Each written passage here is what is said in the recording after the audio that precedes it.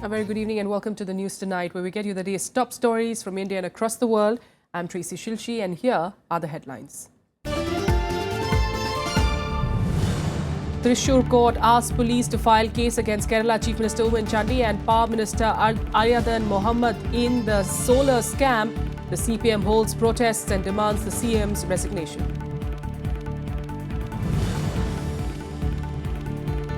BJP Parliamentary Board meets in Delhi, decides that Sarbanan Sonowal will be its chief ministerial face in Assam.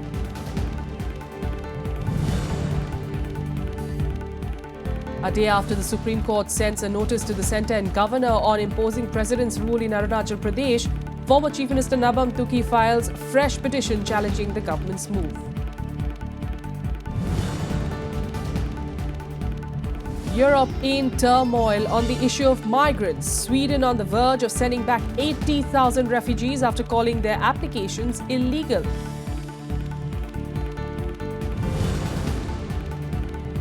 And in the Australian Open, Serena Williams to face German Angelique Kerber in the women's final, while Novak Djokovic beats Roger Federer to enter the men's final.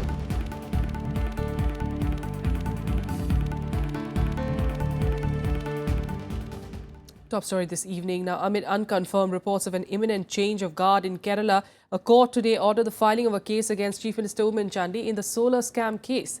Claiming his innocence, Chandy yesterday refused to undergo a lie detector test in the case.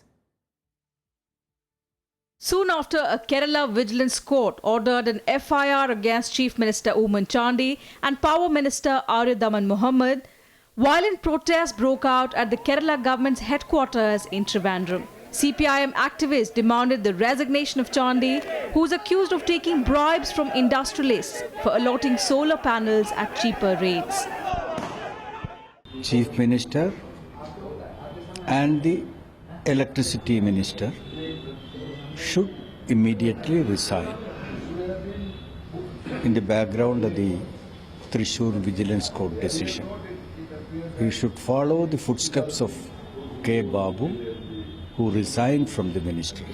जो main accused है उसने depots किया है एक जज के सामने, तो उसके बाद बचा कुछ नहीं है, उनको तुरंत इस्तीफा ले लेना चाहिए. Prime accused Sarita Nair told a judicial commission that she had paid 1.9 crore rupees as bribe to the chief minister to get government subsidies and other benefits for her solar energy venture. There was some strong intervention or interferences from Tambanu Ravi and Benny Behanan and from CM side also to protect him from those all allegations. Some of the allegations were true, but unfortunately I had to support them. So now this point I came to a realization that I am not getting back my money back. So my stage, that means I have to face more cases and I have to face more punishments and all. And I came to know that I should victimized. On Tuesday, Chandy refused to undergo a lie detector test while deposing before the Judicial Commission. ഇതിനെല്ലാത്തിനും date ഉണ്ട്. Agreement വെച്ച ദിവസം, ചെക്കും കൊടുത്ത ദിവസം, ചെക്കുകൾ മാറിയ ദിവസം, ഇവിടെ വന്നു എന്ന് പറയുന്ന ദിവസത്തിന് ശേഷം ഒരു ചെക്കും പുള്ളി കൊടുത്തിട്ടില്ല. മറ്റൊരു 3 ചെക്കിൽ ഒരു ചെക്ക് അതിന് ശേഷം മാറിയത്, മറ്റേ രണ്ടും നേരത്തെ തന്നെ മാറിയിരുന്നു. Allegations and counter allegations are running in the state of Kerala. This is election time. Matters sub judice. We do not want to add to the controversy by commenting on this matter. The case relates to a company, Team Solar Renewable Energy Solutions Private Limited, that Sarita and her partner Biju Radhakrishnan floated in 2011. Both of them were arrested in 2013 on charges of duping investors from whom they collected crores of rupees. Last month, Radhakrishnan, who is now serving a life term for the murder of his wife, claimed he paid 5.5 crore rupees to Chandy as bribe. 3 personal staff members of the Chief Minister were suspended after thorough investigations. Chandy has denied the charges, calling them an attempt by the accused to wriggle out of the case. He claimed that the checks Sarita handed over for relief fund had also bounced. Bureau Report, Rajya Sabha TV. In other news, the Bharatiya Janata Party today declared Sarbanan Sonowal as its chief ministerial candidate for the upcoming Assam Assembly elections. The parliamentary board of the party took the decision at its meeting today in New Delhi. Sonowal has said that he wants to thank Prime Minister Modi and the party president Amit Shah for the party's decision. The parliamentary board reportedly discussed electoral prospects of all the upcoming elections in 5 states, but the decision was taken for Assam alone. Senior BJP leader JP Nadda also expressed confidence that the party will form the government in Assam. Assam के चुनाव में parliamentary board ने तय किया है कि श्री सर्बानंद सोनोवाल जी के नेतृत्व में पार्टी असम का चुनाव लड़ेगी। हमारा यही कोशिश रहेगा, हमारे बीजेपी की जो state committee, district committee, mandal committee, panchayat committee, booth committee और सारे मरसा एमपी, एमएलए सबको साथ लेकर हम असम की जनता की आशीर्वाद मांगेंगे, समर्थन मांगेंगे और हमारा पूरा विश्वास है कि सुशासन और डेवलपमेंट के सिलसिले में जनता अगली चुनाव में भारतीय जनता पार्टी को निश्चित रूप से सत्ता में लाएंगे। And staying with news from the northeast, former Chief Minister of Arunachal Pradesh Nabam Tuki has now filed a fresh plea in the Supreme Court against the promulgation of President's rule in the state. The plea is likely to be taken up for hearing on Monday along with the other petitions filed by the Congress party. The plea was filed after Attorney General Mukul Rohatgi, representing the centre, had raised the objection that the earlier petitions did not challenge the imposition of President's rule, which was invoked after those pleas were filed. President Pranab Mukherjee had accepted that there was a constitutional breakdown in the state and given his assent for the imposition of President's rule on Tuesday. The decision, however, came under attack from the Congress and other parties who called it a murder of democracy. Arunachal की जनता के हितों को ध्यान में रखकर काम करे और एक स्टेबल सरकार और एक अच्छी सरकार काम कर सके, ये हमारा प्राथमिकता है। अगर कहीं पर कॉन्स्टिट्यूशनल प्रॉब्लम आई है, कॉन्स्टिट्यूशनल क्राइसिस आई है, तो उस कॉन्स्टिट्यूशनल क्राइसिस को करेक्ट करना भी हमारी ड्यूटी भी है, हमारी रिस्पांसिबिलिटी भी है और उसके तहत ही जो भी सेंट्रल गवर्नमेंट कर रही है वो उसी के तहत कर रही है। वहाँ की जो ग्राउंड रियलिटी है और ग्राउंड रिपोर्ट्स हैं उसके आधार पर। In other news, the CBI has once again approached the Maharashtra governor seeking a sanction to prosecute former Chief Minister Ashok Chavan. This is in connection with the Adarsh Housing Society corruption case. The agency approached Governor Vidyasagar Rao reportedly after it got fresh evidence against Chavan in the case. In December 2013, the then Governor K. Shankar Narayanan had refused the CBI's permission to prosecute Chavan, leaving the agency with no choice but to close the case against him. Chavan, who had to resign as the Chief Minister after the scam surfaced in 2010, was among 12 people charge-sheeted by the agency in the case. The CBI had alleged that he suggested the inclusion of civilian members in the Adarsh Housing Society, even as it was meant for war veterans and widows of defence personnel.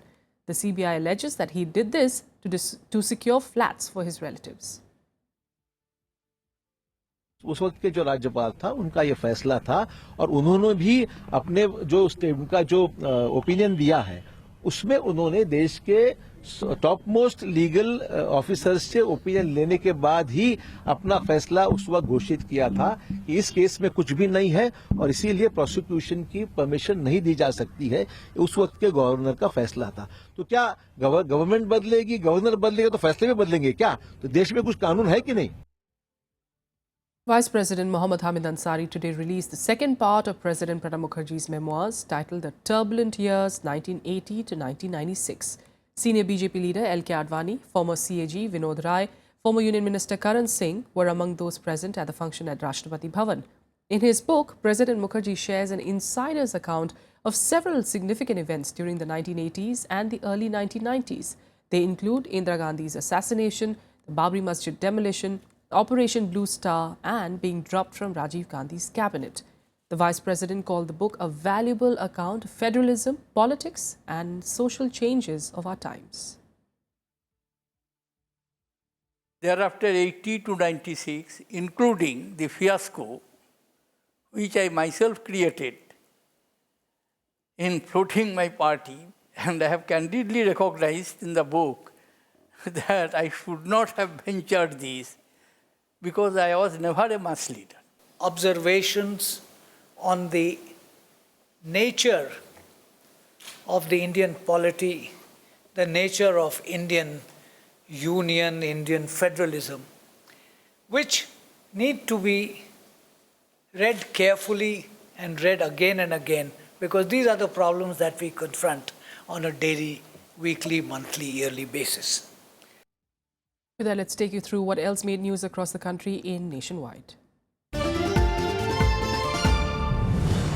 Finance Minister Arun Jaitley said on Thursday that the government plans to award a total of 10,000 kilometers of road projects by the end of the current fiscal. Jaitley and Highways Minister Nitin Gadkari also met road contractors and bankers to unclog the stalled highway projects worth over 20,000 crore rupees.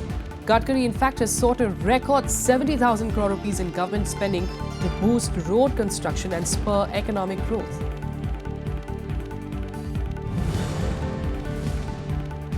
The Supreme Court has appointed former judge of the Allahabad High Court, Justice Sanjay Mishra, as the Lokayukt of Uttar Pradesh. The Apex Court bench recalled their earlier order appointing Justice Virendra Singh for the post. The court had indicated that it would pick a new Lokayukt after strong objections were raised to the earlier candidate.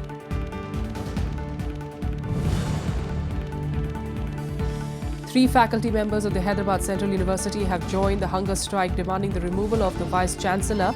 The protesting teachers also sought the removal of the interim Vice-Chancellor in order to resume academic and administrative activities at the university.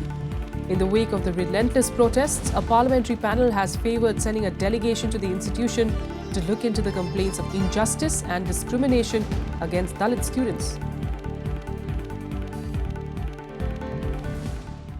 Without a quick break here, but still ahead, Myanmar prepares for a new government to take over from the military junta. Details of that in a bit.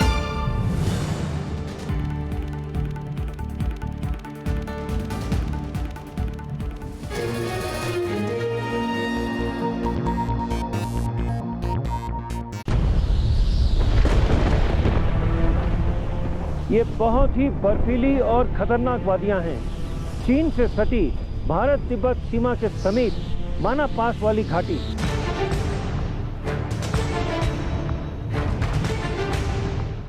यहां पर पहुंच पाना कोई आसान बात नहीं है, पर सिवाय एक के, भारत तिब्बत सीमा बल के वीर जवानों के। कठिनाइयां तो आईटीबीपी के जीवन का हिस्सा बन जाती हैं, क्योंकि आप जब पहली बार आईटीबीपी को ज्वाइन करते हो, माउंटेनियरिंग का कोर्स कर लेते हो, स्कीइंग की कोर्सेज कर लेते हो। हम सबको पहाड़ों से बड़ा प्रेम है, तो इस माहौल में हमको लगता है कि हम अपने घर में हैं। हाल फिलहाल में आईटीबीपी ने अपने यहाँ पहली महिला बटालियन की भर्ती की शुरुआत कर दी है। कुछ महिला कमांडोज की तैनाती हिमालय की इन ऊंचाई वाले क्षेत्र में जल्द ही होने जा रही है। देखिए ITBP in valley of gods सिर्फ राज्यसभा टीवी पर।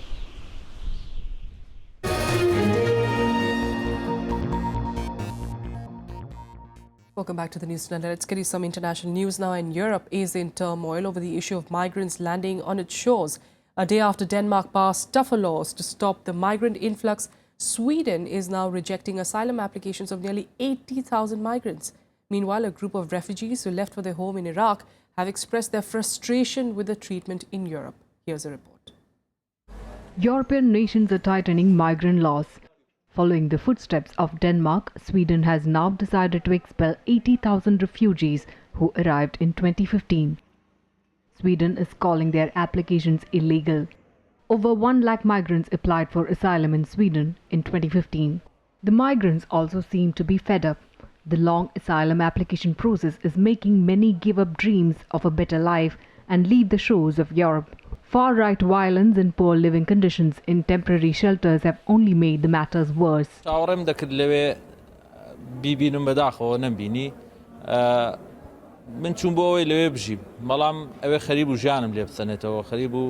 يعني والده كنتم توشي كأبا أبو بوي بريالم داب قريم هو بابجين وبابجين خلق أريد بوي تاولي كاري خدنا نزان لوي أي فرزاني من لوي اللي رخرابتر حج خوا قدر بوسي من رهاي نبيه حج يعني إننا نخواد نصبونه وش كبيرة لقل بنيري لقل لك خيارة أي إنسان شوقاري كيزستاني دريج. Greece also came under sharp criticism for its border control rules. The European Union said it could face new border controls with other states of the free travel Schengen zone in May if it does not fix loopholes. The report notably finds that there is no effective identification and registration of irregular migrants, and that fingerprints are not being systematically entered in the system, and travel documents are not being systematically checked for the authenticity or against crucial security databases such as SIS, Interpol, and national databases. According to the United Nations, over 4 lakh migrants reached Greece this year. Nearly 170 were killed making the dangerous crossing from Turkey. In the latest accident, at least 11 migrants drowned after their boat capsized off the Greek island of Samos. Several are still missing. However, the future may not be all that dark for migrants. UK said it will accept more unaccompanied child refugees from Syria and other conflict zones. It is taking 20,000 refugees from Syria by 2020. Meanwhile, in Norway, hundreds took to the streets in pro-refugee rally calling for the preservation of the right to seek asylum. Bureau Report, Rajya Sabha TV. In Myanmar, President Thein Sein bid farewell and hailed the country's democratic transition as a triumph in his address to the last parliament session. The army-dominated parliament will now hand over the power to a legislature led by Aung San Suu Kyi's pro-democracy party.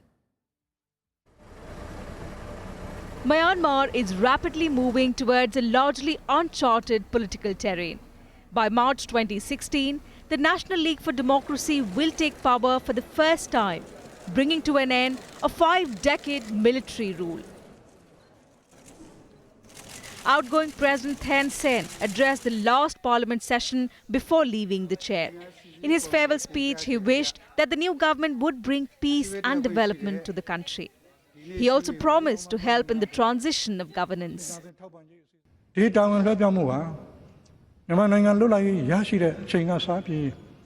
Partisan democracy စနစ်အထွေထွေရွေးကောက်ပွဲကနေပေါ်ပေါက်လာတဲ့အစိုးရနဲ့နိုင်ငံတော်အကြီးအကဲကနောက်အထွေထွေရွေးကောက်ပွဲကနေပေါ်ပေါက်လာတဲ့အစိုးရနဲ့နိုင်ငံတော်အကြီးအကဲကိုတည်ငြိမ်အေးချမ်းစွာတာဝန်လွှဲပြောင်းပေးတဲ့ပထမဦးဆုံးဖြစ်စဉ်လည်းဖြစ်ပါတယ်။ချစ်ချစ်ခင်ခင်စီးစီးလုံးလုံးနဲ့ဥမကွဲတိုက်မပြတ်အေးအတူပူအမြပြည်တော်စုကြီးကိုတည်ဆောက်နိုင်ပါစေကြောင်းဆုမကောင်းတောင်းရင်းညီကုန်းချိုးရပါတယ်။အားလုံးနှုတ်ဆက်ပါတယ် Once suppressed by the military junta, the NLD, that is led by pro-democracy leader and Nobel laureate Aung San Suu Kyi, secured an indisputable victory in the November 2015 elections, winning majority in both houses of parliament. The party will take over in March this year. But Aung San Suu Kyi is barred from the presidency by the junta-era constitution. She, however, has vowed to rule through a proxy who is yet to be named. The new NLD MPs, many of whom are political novices from a diverse range of professions, will take their seats on the 1st of February. Bureau Report, Rajya Sabha TV. Now let's get you some more international news in Global Buzz. Inderjeet Singh Rayat, the lone person convicted for the 1985 Air India Kanishka bombing, was released from prison in Canada. Convicted of perjury, Rayat served 2 decades behind bars. A spokesperson for the parole board confirmed that Rayat's release after his involvement in one of the deadliest airline attacks in history. Taiwan's new president set off from Taiwan to Ituaba Island in the disputed South China Sea today. The trip is an attempt by Taipei to assert its sovereignty on the outpost, ignoring criticism from Washington over the trip.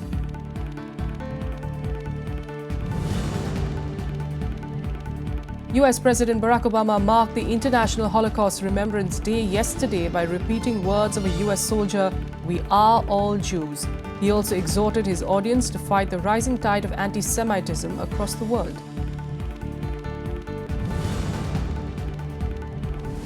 Iranian President Hassan Rouhani said that he hoped his country would reconcile with Saudi Arabia, but refused to apologize for an attack on a Saudi embassy. Rouhani's comments come amid tension between the nations after the Saudi embassy was torched earlier this month over the execution of a prominent cleric from Saudi Arabia.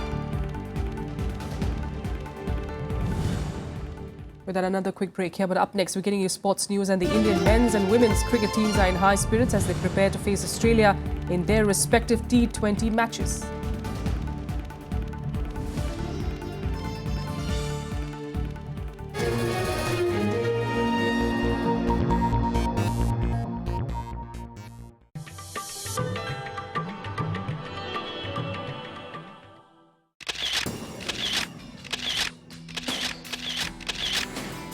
the splendid, grand and massive neo-Buddhist copper dome of the Rashtrapati Bhavan. It gets its influence from stupa at Sanchi.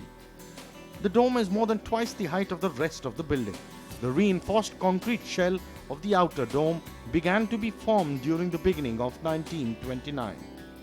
The last stone of the dome was laid on April 6, 1929.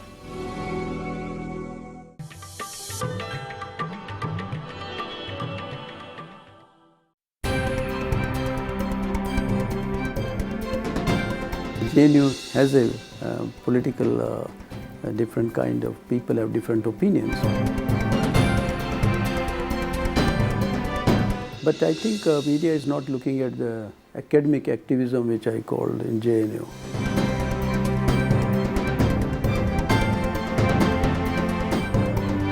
Which is much, much stronger than what is reflected in the media. Watch Eureka with Professor S.K. Soburi, former Vice Chancellor, JNU, on Rajya Sabha TV.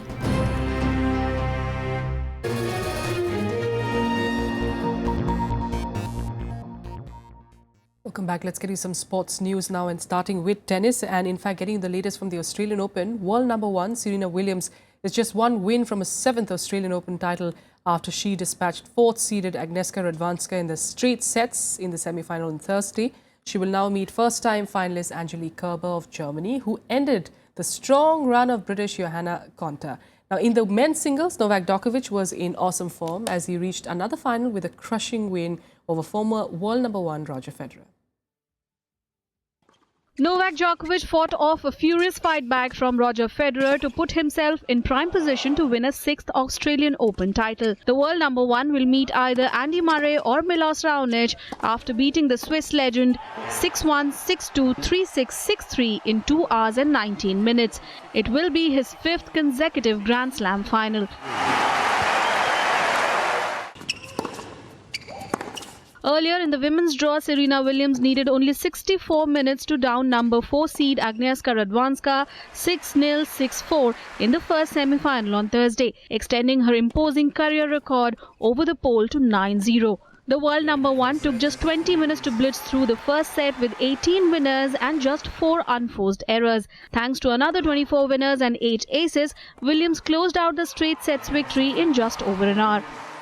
I think I played well in the beginning, especially in the first set. I was able to do everything that I needed to do, and I was really hitting just all the right shots, making little to no errors, which is kind of hard to play like that.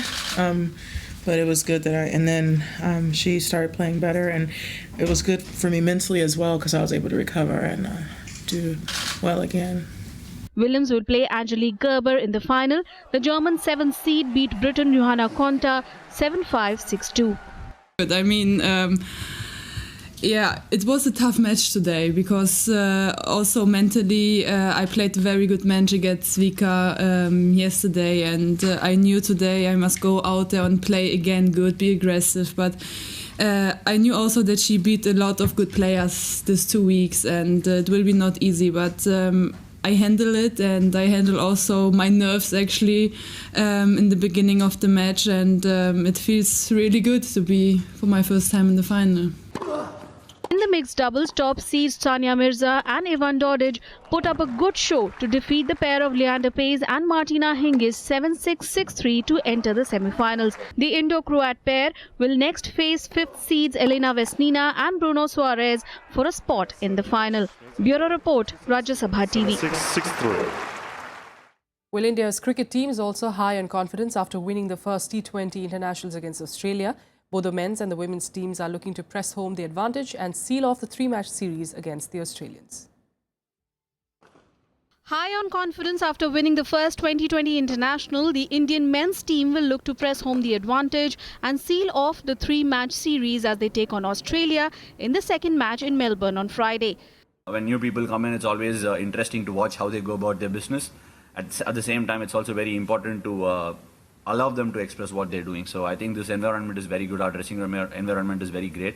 And whoever has come in so far into the series has been able to go on about their business without any pressure. Jasprit Bumrah, who made a remarkable debut in the first match at Adelaide, scalping 3 crucial Aussie wickets, will be the one to look out for in Melbourne too. Even Australian all-rounder Shane Watson praised the Indian bowler. Yeah, look, even seeing him during the IPL for Mumbai, he's done incredibly well for them. He bowls a good pace. He's different the way he swings the ball in to the right-handers. There's not too many bowlers that swing the brand new ball in. He's always been able to execute his Yorkers very well. So there's no surprise that he's come into the Indian team and done very well. Matching their male counterparts, the Indian women's cricket team also produced a superb all-round performance, chasing down a record total and upstaging world champions Australia by 5 wickets in the first 2020 match. High on confidence after winning, the Indian women seem sure of sealing the 3-match series against Australia. When you play against Australia, in Australia, you cannot play a very submissive cricket. You really have to play hard and play out of your skin. Meanwhile, Australian captain Alex Blackwell praised the Indian team as a quality side but promised to level the series in the next game on Friday. India probably arrived on our shores hoping to really put on a good show, and they've started well, and we're hopeful to bounce back at the MCG tomorrow. Both the men's and women's teams will play their final matches in Sydney on Sunday. Bureau Report, Rajya Sabha TV. And that's all we have for you on the news tonight. Thanks so much for joining us.